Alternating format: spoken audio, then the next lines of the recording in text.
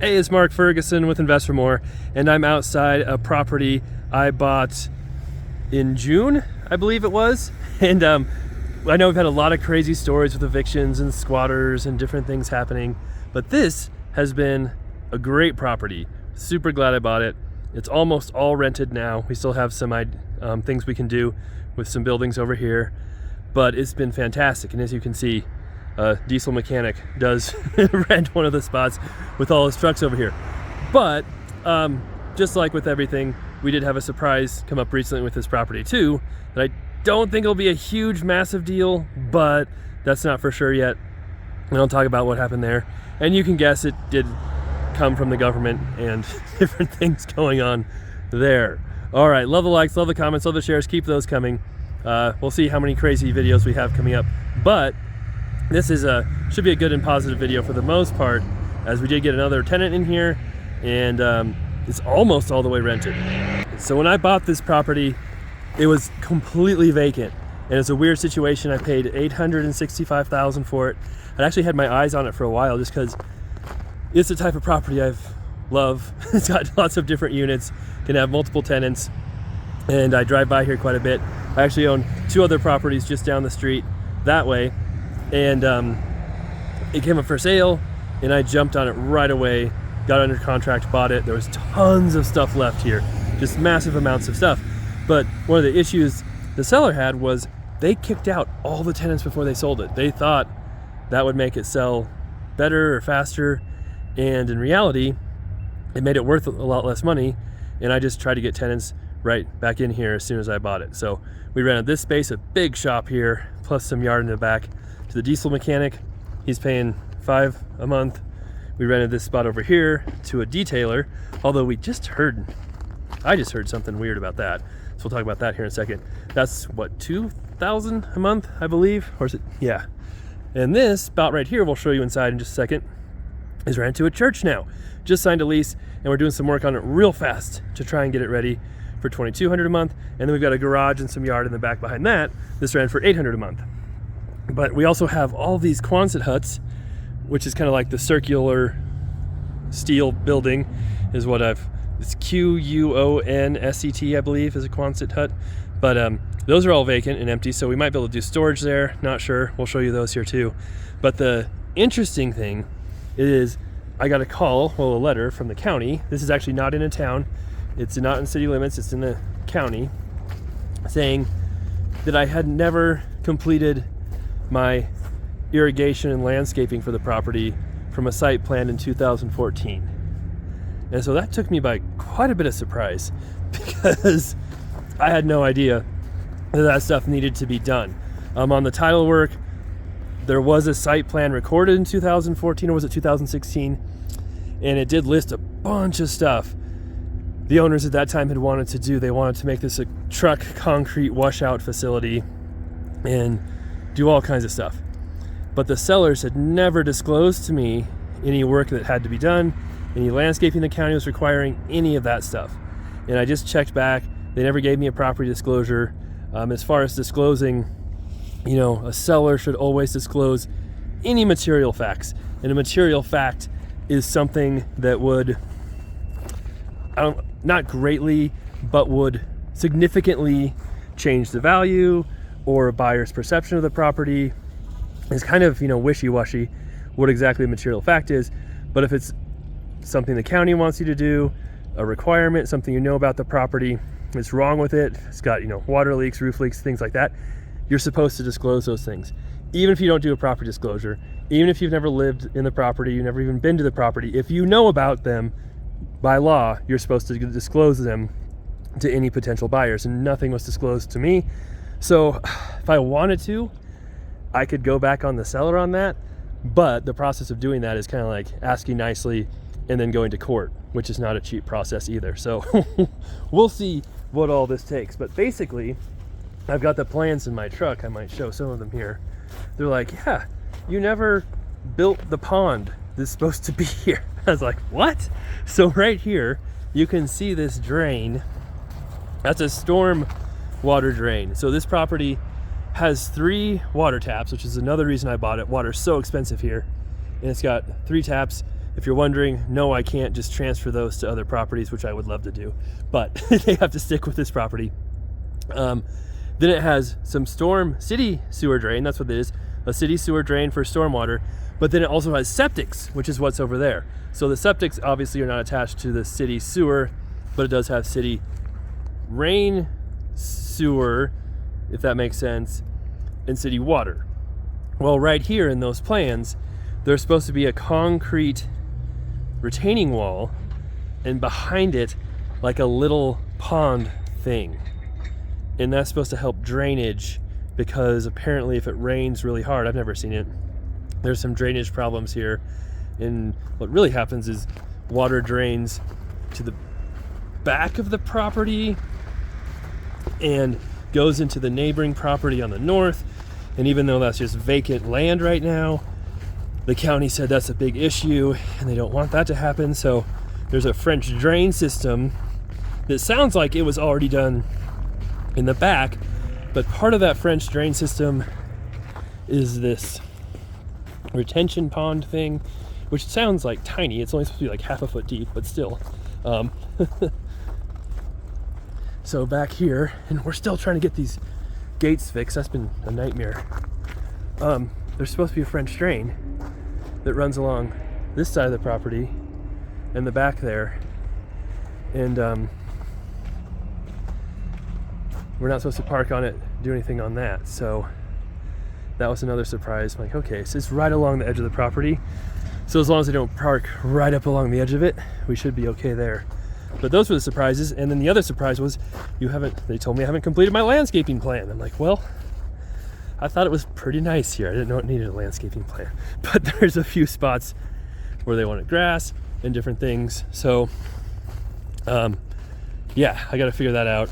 I've got like 17 pages printed out they sent to me of weird stuff I don't understand, so I might show some of that. But first, we'll go look here in the church building, show you how it looks and how our progress repairing it is, and then stick around to the end. We'll talk about some numbers too and what this property might be worth now. And then after we see the church, we'll go in here and just look at these property or little buildings and talk about what we might do here. This is the inside of the spot where the church will be moving into. And so when I bought it, this had been used for events. It was an event center. And at one point they had a ceiling installed, but they had taken it out, so it is just open to that attic. And one thing we thought we'd have to do is install a ceiling. We have tons of sheetrock and drywall we got on special clearance from Home Depot, but after talking to our guys, they just said it'd be so much easier to run a drop ceiling and do it that way instead of running sheetrock. And so you can see, I've been working a few days, maybe 4 or 5 days.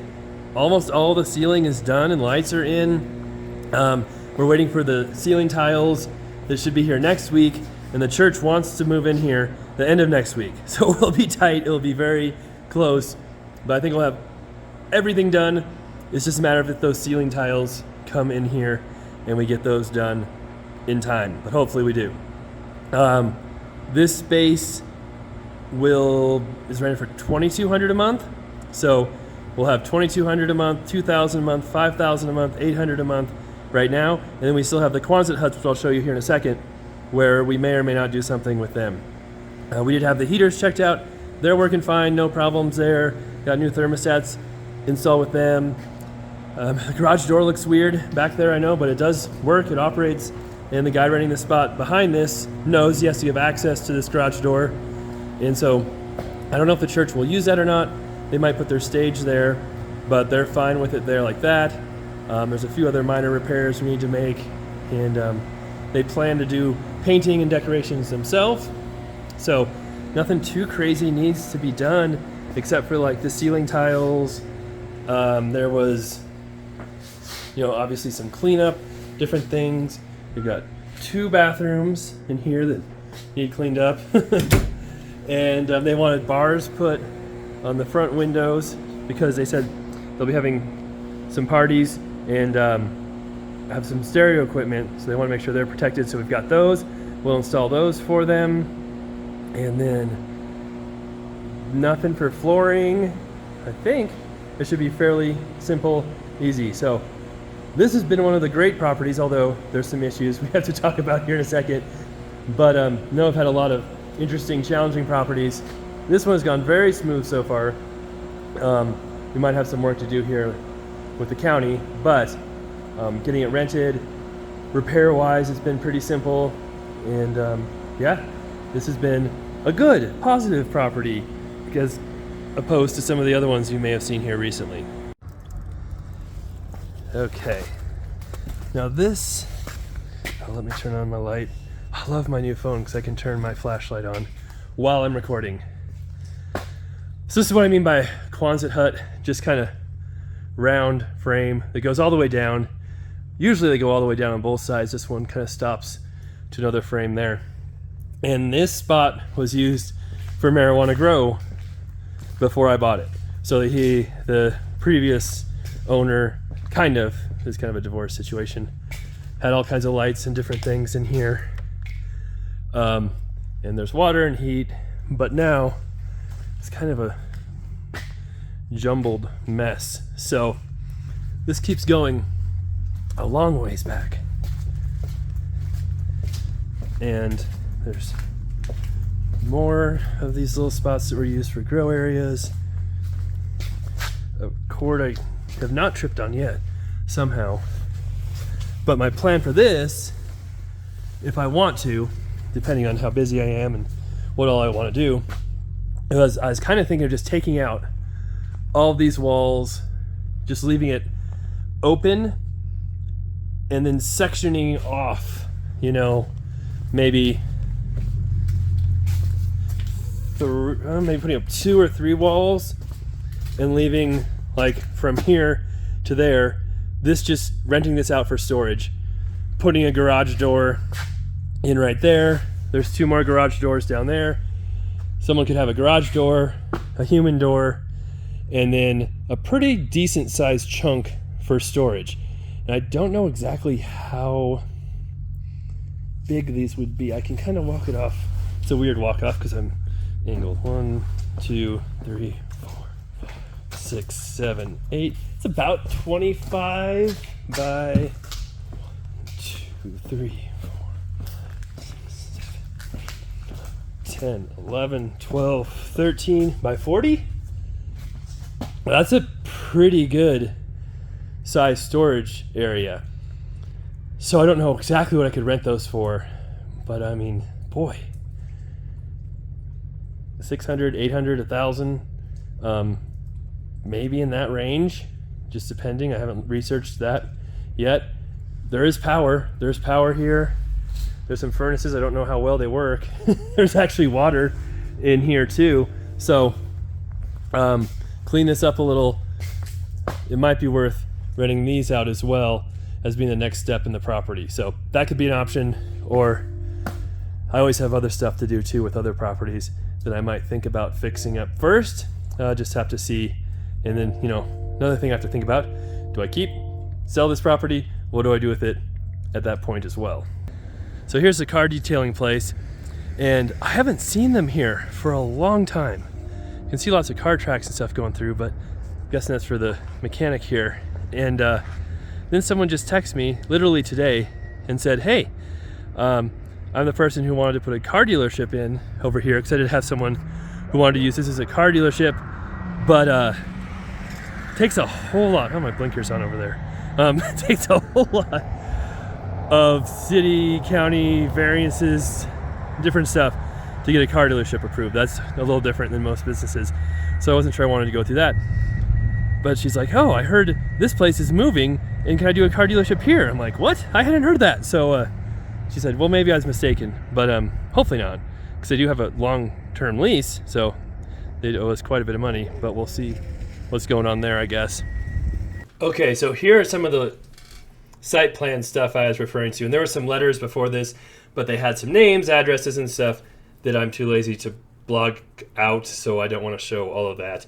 Anyway, here's some of the crazy stuff I see here. This is actually how it starts with the appendix and different things that I do not understand much at all. So Luckily, I'm not the one doing the work because I don't know really what this means. So, and you can see, it gets even crazier and more complicated with all this. So anyway, and they seem to indicate the French drain was done, hopefully. We'll see on that, I guess, or we just assume it's done. That's what we probably should do. All right, and then there's another letter from 2010 saying there's a drainage issue.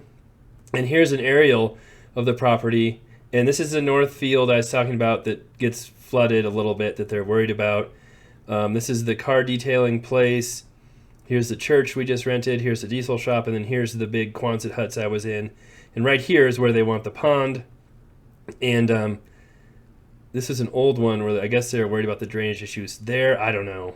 And then here's a newer aerial. And they switched the view up on us. So here's the building over here. This side.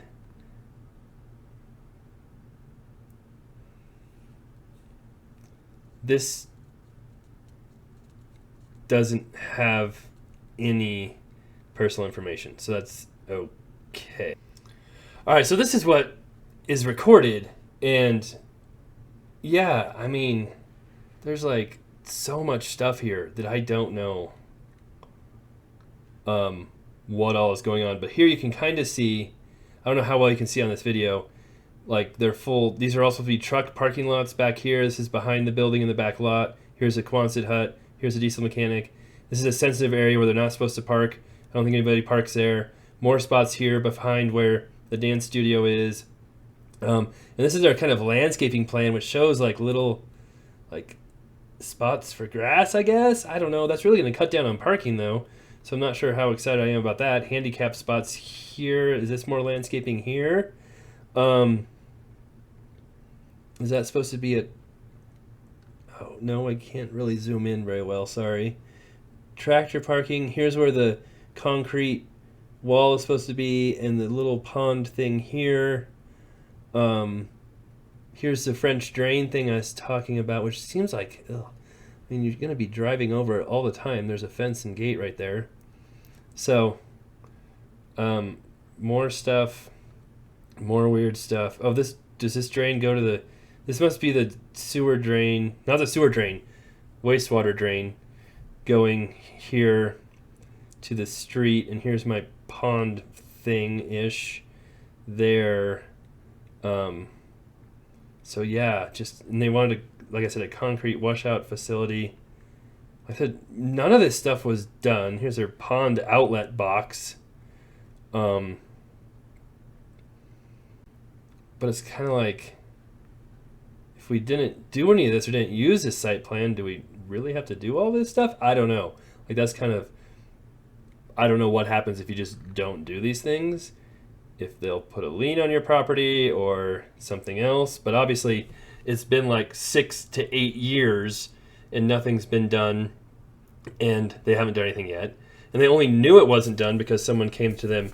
They said that someone's trying to buy it, but I'm like, no one's trying to buy it. But I think some businesses had talked to the county because they're thinking of renting it. And maybe that's why, I don't know. But yeah, I mean, it's not a concrete washout facility for sure. It's not, truck parking and stuff. Like there's some storage, back here. But so I don't know about all that. So that's all the crazy documents they've sent me, which not sure exactly what to do with that or what will happen here from this point forward. But it looks pretty nice to me right now. I don't know what they are talking about. But I don't want to just show you this. I'll show you some good stuff too. And here is the property from the MLS when I bought it. And yeah, you can see I paid $865 on June 15th. And there is no mention whatsoever about needing to do any drainage work, concrete stuff, anything like that. And there is no property disclosure either. I checked, these disclosures were online. But also, we can do pictures to make this exciting. They never sent us any kind of property disclosure, said anything about that. And this is what it looked like when I bought it. So it does look a lot better. It might be a little bit ugly now, but it looks a lot better now than when I actually bought it. We fixed up that area too for the diesel mechanic. It was so full of stuff. There was stuff everywhere. But the previous owner, the husband, did help us a ton. He cleared out a bunch of this stuff, took a bunch of it. So he helped us a ton clearing out a lot of the stuff. So that was actually really cool. But then something else I want to show you too is just the value we've added. So I mentioned we have $5,000 lease plus $2,000 plus $2,200 plus $800 right now. We have $10,000 a month coming in on this property. Or, this is complicated math, $120,000 a year in rent coming in. Now, this is a tricky one to value because it's a little different, but a lot of people love these types of properties where you can have mechanics, different uses, different things, and it's in the county, which is actually a good thing, not the city. It's like one less, government entity to deal with is usually good. There's a lot of different uses for it, which is good. And so trying to figure out what it's worth, we can often do cap rates and, divide by a certain gross cap rate. If we're looking at net cap rates, probably in the 5 to 6 range is what stuff is still worth, maybe higher, closer to 6, maybe a tiny bit higher because rates have gotten higher. But I like to look at gross because I'm lazy. Stuff was selling for 7 gross cap rates. Now maybe it's closer to 8 in that range. So even if we do this by 8, the properties were probably worth $1.5 million. And with it all rented now, bringing in that income, the land it has, the extra water it has, plus we have those Quonset huts that aren't even rented or being used right now, I can easily see it being worth this much money if I wanted to sell it right now. So it's kind of tempting, right, to just sell it, cash out, keep doing this over and over again. The problem is finding properties like this, finding really good deals like this, properties that might have some issues, is a little tricky. And another thing that happened to me, which I almost forgot to mention, was I actually got a text from the agent who sold it to me a few weeks ago saying, the buyer or the seller is hearing that you were talking about how it's worth so much more money and how you stole it from her and got this amazing deal and how she left all this money on the table and she's not very happy about it. I'm like, I did say it was worth more money once we got it rented, once we cleaned up all the stuff they left, and that part of the reason I got such a good deal was because it wasn't rented and they left so much stuff and it was not in good shape. So yeah, I got a good deal, but there's a reason why I got that good deal. If they had done all that stuff, then they could have gotten that extra money as well. So, and then if I do go ahead and get those Quonset huts rented, even if you rent them at $600 and you have 3 of them, which I think is pretty conservative, and you do that by 12, and you divide that by even, we'll say 9, because it's kind of storage space, maybe it's not quite as high, that adds another couple $100,000 to the building in income or in value.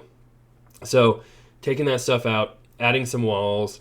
If we made sure they were heated and had water, we could probably charge even more than that and add even more value. So that's the beauty of commercial real estate and adding value. And I just wanted to show that to let you guys know it's not all bad in real estate, right? There's some really cool and amazing things you can do when you're willing to take on some of these crazy projects. And I didn't mention either, we have a neighbor who broke into the property. We had all that stuff we had to move, some different things. So yes, there's stuff we had to deal with, but there's a reason we deal with it because we got that amazing deal. And that's how I try and buy most of my properties, even the ones that don't work out right. Most of the time, I'm still going to make money on them because we made sure we got an amazing deal on the property. So we'll have more updates on this one. I'd love to hear what you think about the Quonset huts, what we should do with them. If you want me to do another weed grow operation, I will not do that. I've talked about this before, but if you have marijuana growing, we are in Colorado where it's legal, but that doesn't mean it's legal in every city. Luckily, it's in the county, so it would be legal. If it was in the city of Greeley, which is real close, it wouldn't be legal to have marijuana there. City of Greeley does not allow it, but it's still illegal federally. So if I did want to refinance this property, which is something to think about, I could try and refinance it, hold it long term, or I could sell it. I haven't even really thought about that decision too much lately. I'm still working on stabilizing it. But if I were to refinance it with a bank, and the bank knows it's a marijuana grow operation, they won't finance it. Banks are federally insured. They don't want to touch it. They wouldn't even want my bank accounts associated with this property at their bank. So you have to be very, very careful with marijuana grow, dispensaries, any of that. And there's just more and more articles popping up about how competitive that business is being, how the profits are being driven down just because it's been around a while now. And it's not just an automatic massive moneymaker that it was when it first came out. So that's not something I'm looking to do if people are thinking about that. All right. So that's the property. That's where we're at right now. Really cool to see all this stuff happening. Cool to see new businesses move in. We'll see what's happening with the auto detail place. He's been paying rent. So, I mean, he didn't just abandon it and stop paying rent. But he does have, I think, a 2-year lease, which he is obligated to pay on. So hoping that person was just wrong, but we'll see from there. And they did talk about starting a car dealership if he does leave there, which could be tricky. But I'm like, I have some other properties where that might work because they want to be a real small dealership. So maybe I'll think about that too. All right. Thanks for watching. Love the comments, love the likes, love seeing new subscribers. Be back soon with other videos. Probably some crazy, probably some not so crazy. Hope you enjoy them.